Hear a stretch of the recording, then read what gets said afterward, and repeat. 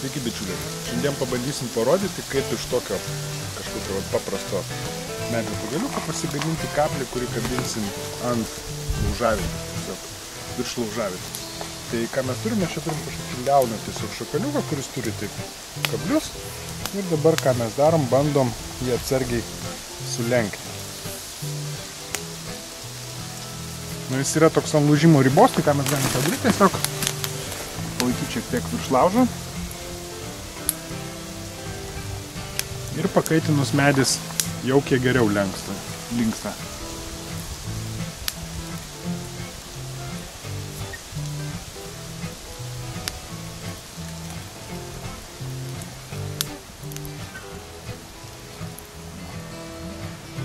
Okay. Kai sugebam jį sulenkti plius minus taip, tada einam prie kažkokio kieto pagrindo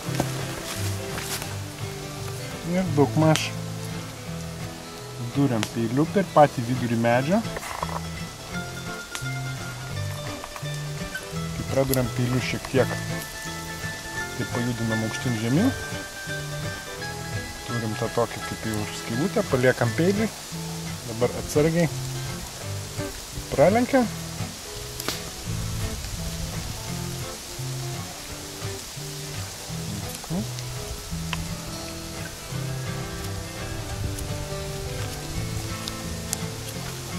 Okay, panašu, kad viskas gali pavykti.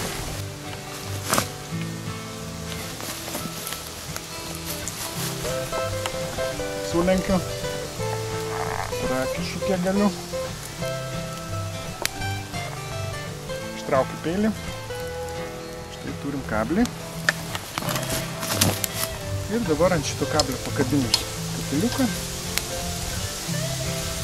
Aš jį laikau tiesiog virš laužo. Tai štai toks paprastas, labai elementarus būdas. Jums tiesiog reikia lankstaus kažkokios vytelės, kažkokios šakelės, nes jeigu paimsit gan storą, tai užtruksit, kol įsilenksit.